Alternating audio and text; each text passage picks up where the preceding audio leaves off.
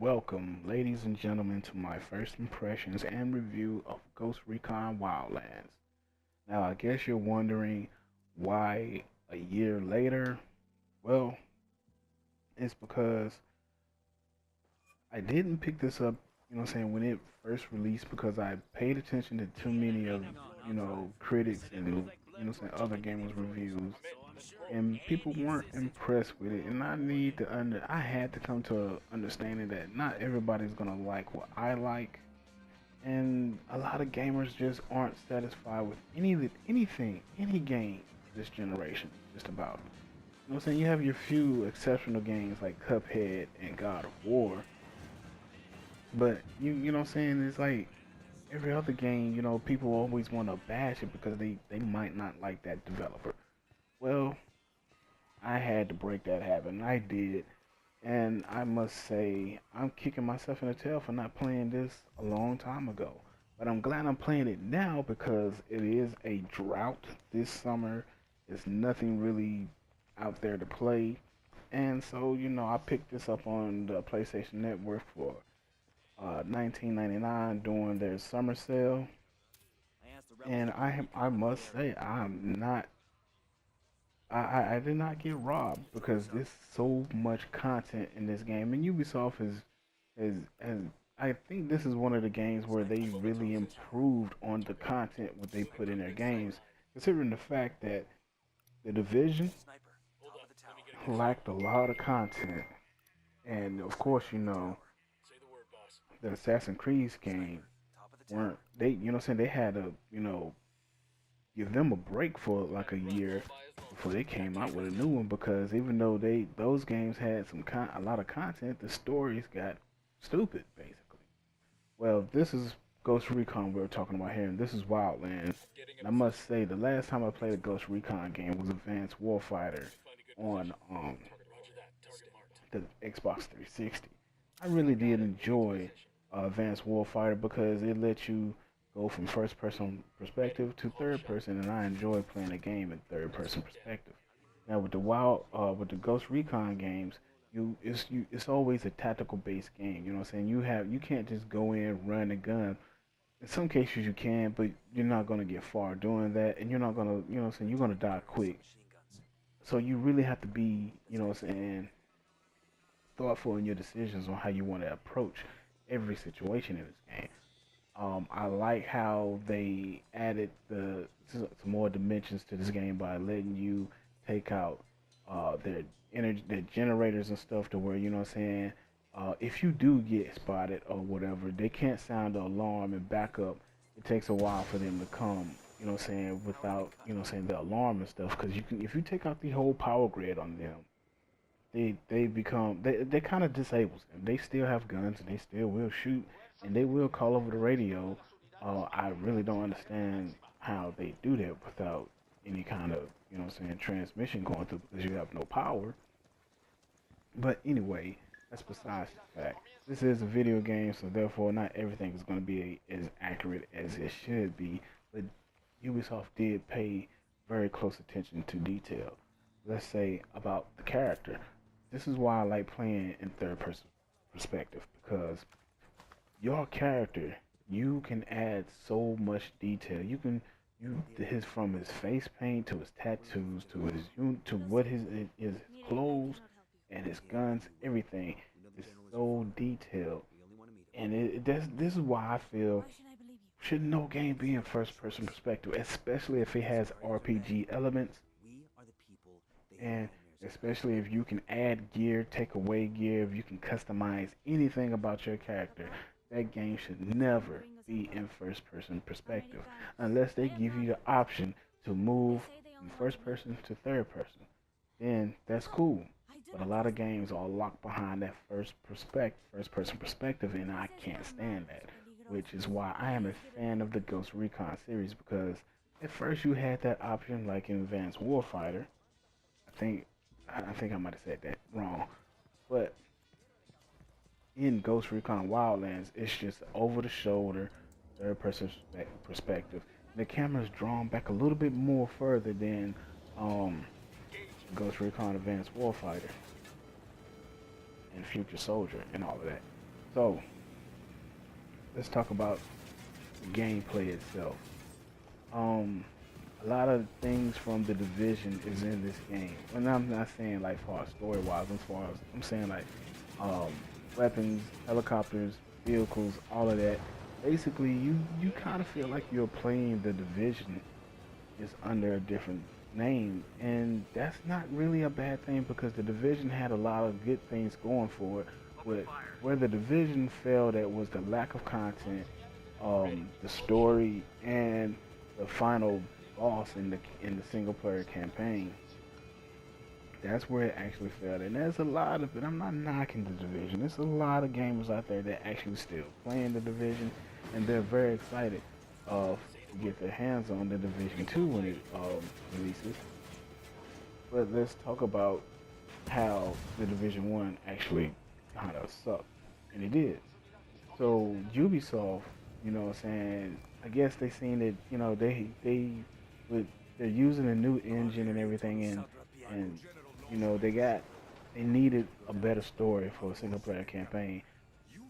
Some could say this game may be based on multiplayer, but I think the focus on this game is really the single player campaign, and it shines. It really does shine in this game because the writing, the characters. You get a surprise visit from Sam Fisher, which I'm not a fan of Sam Fisher anymore. I think Ubisoft, if they're gonna bring back Splinter Cell, they need to do a complete reboot. Keep Michael Ironside as the voice of Sam Fisher, but just reboot the whole entire franchise. Now, that said and out the way and everything, let's finish talking about Wildlands. Now, the title Wildlands itself doesn't even fit this game. It really doesn't. It could have been anything else beside Wildlands, because Wildlands make you think of the forest in this country. This game is set in South America, if I'm correct. Bolivia, to be exact, the cocaine empire of the world. Now, people may say, you know, I'm wrong, but hey, as far as I know, a lot of cocaine is grown. Well, a lot of cocaine is distributed from that area because of the cocoa fields and stuff that are grown in that country. I'm not bashing the country because Ubisoft did a great job of showing you the beauty of Bolivia.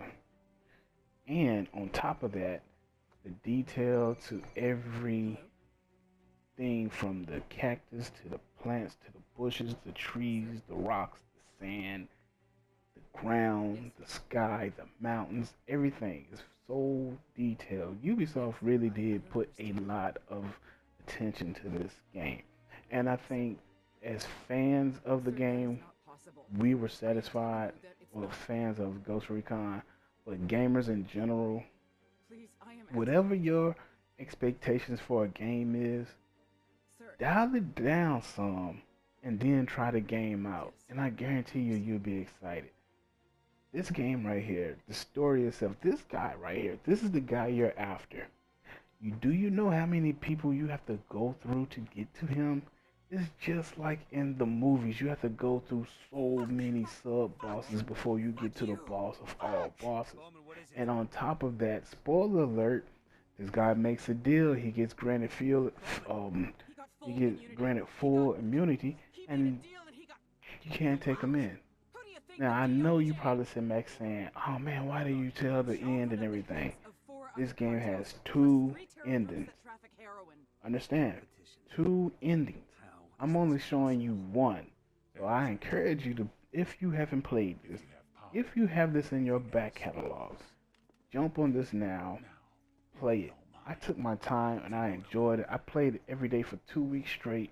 If it was from an hour to 6 hours, I'm trying to tell you, I played it just like, I guess, how the developer wanted you to play it.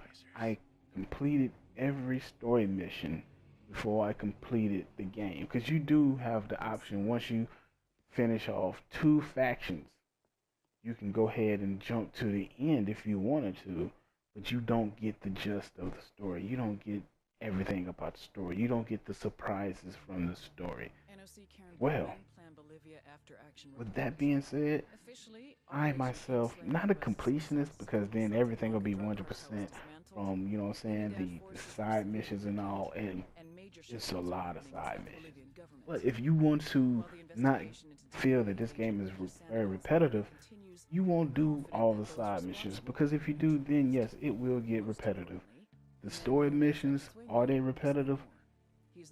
It depends. This game really do depend on how you want to play it. And I love how games give you that option these days. You know, God of War gave you the option to play the way you wanted to play it. Even though, you know what I'm saying, the options were limited, but you also had Assassin's Creed. Assassin's Creed always been about how you wanted to play the game. Detroit Become Human, always about how you wanted to play the game. You know what I'm saying? How your morals of your inside, your inner self will react to certain situations. And this is how this game is. You know you are a soldier. You can't just run in and just destroy everything. Sometimes you have to sneak and be quiet and go get the job done. If it's an escort mission, if it's a rescue mission, if it's just to get information onto so you can progress through your mission, you have options to go in and kill every motherfucker in the road, or you have the option to become a complete ghost and not be seen, not be heard, and always leave people like what just happened. And that's what I enjoy about Ghost Recon because you have that option to complete this game any way you want. The vehicles, the weapons. I haven't even unlocked all the weapons, and I enjoy the weapons in this game because you have such a variety. You can add a grenade launcher to whatever favorite gun you have, which I do have a favorite gun, and I can't remember the name of it right now.